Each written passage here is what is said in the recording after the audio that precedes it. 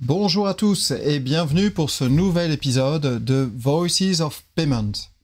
Aujourd'hui, j'ai le plaisir et l'honneur d'accueillir avec nous Charlotte Pagot, secrétaire générale de Mercatel, pour représenter l'ensemble du domaine des marchands et des commerçants. Bonjour Charlotte. Bonjour Arnaud, bonjour à tous. Est-ce que en quelques mots, tu peux nous expliquer qui est Mercatel et le rôle de Mercatel sur le marché français? Je peux tout à fait faire ça, je vais le faire rapidement parce qu'on a un temps très limité. Charlotte Pagot, je suis secrétaire générale de Mercatel. Mercatel, c'est une organisation professionnelle qui fêtera ses 40 ans l'année prochaine et qui a été créée sous l'impulsion de grands noms de la distribution pour trouver un lieu d'échange au fin d'aborder les questions d'évolution technologique qui touchent le périmètre du commerce, du front de vente. Et notre ADN porte beaucoup sur l'informatisation des points de vente. Et donc, nous avons une bonne connaissance des questions d'encaissement et de paiement, ce qui est notre origine. Alors après, pour ce qui est de la constitution de Mercatel, nous sommes une structure composée de 130 adhérents qui s'affichent à l'écran. Une structure composée à la fois de grands noms du retail, des tier one, mais également des partenaires techniques et financiers des commerçants, que sont les établissements bancaires, des structures fintech open banking, mais aussi des industriels très bien représentés, et puis également des cabinets de conseil, des éditeurs de logiciels, puisque ça fait écho à ce que j'ai dit précédemment, des émetteurs de titres spéciaux de paiement, et vous le voyez également, des fédérations et organisations professionnelles qui adhèrent ou pas en propre à la structure, mais en tout cas, toutes ces entités qui sont présentes à l'écran travaillent de très près avec nous. Elles sont de dimension nationale et européenne. Alors, merci beaucoup, ça permet d'avoir une bonne vision du coup de Mercatel. On voit que c'est un acteur extrêmement important sur le marché français. Oui. Quelles sont les principales évolutions que Mercatel et que les commerçants voient dans le secteur des paiements? Alors, je vais répondre à ta question. Je vais juste faire un pas de côté pour revenir sur l'introduction de ce que fait Mercatel, puisque quelque part, il faut aussi préciser quel est notre objectif du quotidien. Mercatel, son rôle, c'est de décrypter les grandes évolutions. Elles sont réglementaires, elles sont d'ordre d'innovation et de sécurité. Notre mission quotidienne, c'est de regarder tout ce qui se passe sur les périmètres de paiement et d'encaissement et de faire comprendre aux entreprises ce qui va se passer pour leur activité, quels vont être les impacts positifs ou négatifs pour leur organisation et pour leur permettre aussi de mieux s'approprier ces différentes évolutions. On notera par exemple comme grand sujet qui nous a tous occupés il y a quelques années de ça, le développement du paiement sans contact, où on a travaillé de façon très rapprochée avec l'ensemble des acteurs de l'écosystème pour faire en sorte que les cartes émises par les banques rencontrent les terminaux de paiement installés chez les commerçants. Donc ça fait partie des sujets que Mercatel aborde. Et voilà notre mission au quotidien, globalement. Mais après, vous pourrez en savoir plus sur notre site. Après, pour ce qui est des grandes préoccupations des marchands, il y en a beaucoup. Elles sont à apprécier en fonction des entités, en fait, hein. Est-ce qu'on est plutôt une enseigne brick and mortar ou est-ce qu'on est plutôt un pure player? J'ai envie de dire que le point qui concerne les deux entités sont la question des coûts, mais aussi la résilience des infrastructures de paiement, puisque comme depuis 5 ans, il y a eu un très grand bond des transactions numériques. Eh bien, la question des infrastructures et donc des systèmes monétiques est un enjeu crucial. Comment je fais pour mon plan de continuité d'activité si jamais un système tombe? Le grand sujet phare du moment, voilà, c'est celui-là. Mais il y a aussi des questions d'ordre économique, puisqu'on ne serait pas des commerçants si on n'abordait pas ce volet-là, la question de la gestion des coûts et de l'optimisation, puisque comme mécaniquement les transactions cartes de paiement ont augmenté, va de soi que les coûts ont augmenté aussi. La grande préoccupation des commerçants dans un contexte économique pas très facile, c'est d'optimiser partout où c'est possible et le paiement n'en fait pas exception. Donc voilà, parmi les grands sujets. Et puis après, il y a plein d'autres thématiques qui sont regardées de très près, qui sont d'ordre d'innovation, avec l'arrivée de l'intelligence artificielle appliquée à différents process. Ça, c'est des choses majeures pour les entreprises. Et puis après, il y a des sujets moins sympas qui sont réglementaires, mais qui sont tout aussi obligatoires. Donc voilà ce qui attend les boîtes globalement et les sujets sur lesquels nous travaillons au quotidien avec nos membres. Alors, dans quelle mesure les marchands prennent en charge cet aspect du paiement, qui n'est pas forcément le cœur de leur activité par défaut? Est-ce qu'elles ont une bonne maîtrise du domaine des paiements? Est-ce qu'elles ont besoin d'accompagnement? Comment elles voient également parfois la pression de certains acteurs du domaine des paiements pour leur vendre ou leur proposer des solutions? Alors le sujet, il a beaucoup évolué ces dernières années, puisque jusqu'à peu, le paiement, il était plutôt géré par la direction financière, direction trésorerie ou même l'IT. Il est de plus en plus un sujet transverse au sein de l'entreprise, dans ce sens où ce n'est plus que la finance qui s'en charge ou que l'informatique, c'est plutôt vu de façon transverse, à la fois par des équipes marketing, mais aussi la finance, l'IT, la DSI. Et c'est d'ailleurs pour ça que se sont créés très récemment des postes de payment manager. Donc jusqu'à présent, les entreprises n'étaient pas trop dotées de ce type de profil, mais on voit que c'est une tendance qui émerge. Il y en a de plus en plus et ce sont des profils très recherchés. Il y a un gros mercato par rapport à ça, c'est-à-dire que on voit pas mal de responsables paiement passer d'une entreprise à l'autre. Donc, c'est des fonctions qui montent et qui monteront de plus en plus, puisque comme les sujets paiement sont de plus en plus complexes, il faut qu'il y ait quelqu'un de dédié au sein de l'entreprise pour décrypter tout ça et expliquer surtout au COMEX globalement ce qui se passe et quels sont les grands enjeux stratégiques autour de ce périmètre. Ça Oui, prend parce de que plus en plus de place dans l'entreprise. c'est pas forcément des purs spécialistes paiement, c'est des profils qui doivent à la fois connaître et bien connaître le domaine des paiements, mais en Oui. particulier comprendre l'environnement marchand qui est quand même spécifique, déjà spécifique par rapport aux différents segments d'activité, tu le disais déjà tout à l'heure, mais également de bien comprendre cet aspect marchand, relation client, et dont le paiement vient euh, compléter quelque part, mais sans pour autant chercher à faire du paiement pour faire du paiement. Ouais, le paiement, en fait, c'est la dernière brique du parcours. Enfin, on dit que c'est la dernière brique du parcours. Elle est très importante, cette dernière brique, parce qu'en fait, elle vient clore une relation entre un commerçant et un client et elle se doit d'être la plus optimale possible pour que le consommateur ait confiance et qu'il revienne.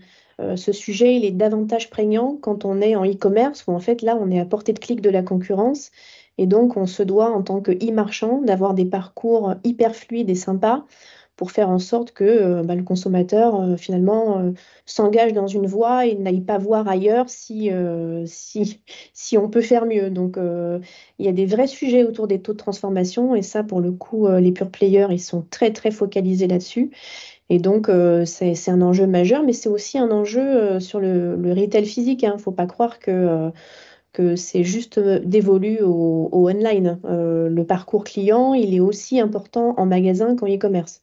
La facilité, c'est que en magasin, c'est difficile de lâcher un chariot, alors qu'en e-commerce, on peut très bien choisir d'aller voir ailleurs. Mais Alors, néanmoins, les commerçants, quels qu'ils soient, s'attachent à offrir des parcours personnalisés, sympas, fluides et tout aussi sécurisés à leurs clients. quels sont les vrais sujets actuels du moment, les vrais points que les marchands regardent et sur lesquels Mercatel est impliqué?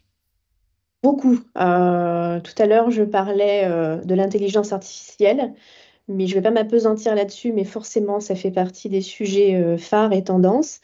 Il y a la question des coûts, puisque je le disais tout à l'heure, depuis 5 ans, avec le Covid qui a vu progresser très fortement les transactions cartes, il y a un sujet qui tient justement à ce périmètre et à l'optimisation. Donc, on va dire que la grande orientation des marchands, c'est partout où on peut trouver de l'optimisation et de la réduction de coûts, on va regarder ce qui est possible de faire. Donc, du côté de la carte, on va trouver les moyens de gérer au mieux et de faire baisser les factures.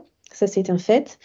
Il y a une question qui touche aussi au domaine de la souveraineté, c'est-à-dire que les acteurs des paiements sont certes nationaux, mais il y a quand même sur les cartes de paiement aujourd'hui des acteurs qui ne sont pas européens. donc des réseaux de cartes internationaux, on ne va pas dire leur nom, mais tout le monde les aura reconnus. Donc leur progression sur les environnements mobiles, aussi leur progression sur les néobanques. Donc ça, c'est des grands sujets pour les marchands. Et puis la résilience des infrastructures, je le disais tout à l'heure, il ne se passe pas une semaine sans qu'il y ait un pépin constaté sur un acteur spécifique. Donc le sujet pour les marchands, c'est de ne pas perdre de chiffre d'affaires.